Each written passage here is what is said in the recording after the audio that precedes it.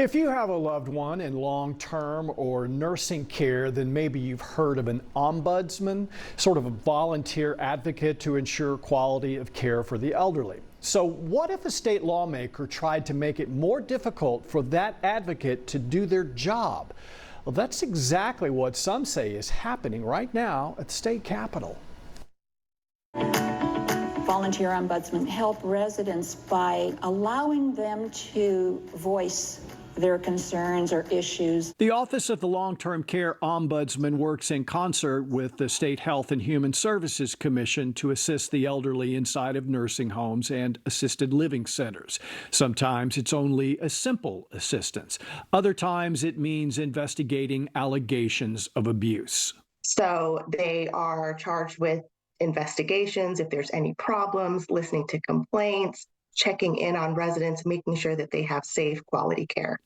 That's why the Texas AARP is petrified about this. House Bill 4220, which the AARP says proposes a subtle but potentially crippling new clause allowing an ombudsman access to nursing home records only during the, quote, normal course of business, and stipulating that documents obtained through litigation are not allowed.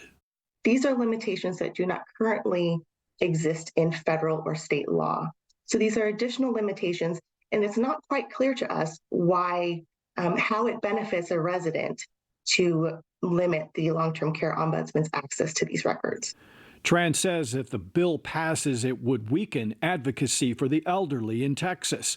The bill's author, Travis Clardy, declined an on-camera interview but told us by phone this should not be perceived as an indictment of the ombudsman.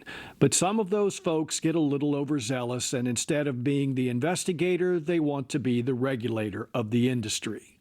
Clardy knows a little bit about the industry. He bills himself as a long-term care champion who has received multiple awards from the Texas Healthcare Association, which lobbies on behalf of the providers. He's also an attorney whose firm claims being the nation's largest healthcare law practice. Clardy's bill recently passed out of committee despite the opposition from the Texas AARP. They say the bill's language is confusing and will only delay the elderly's access to quality care.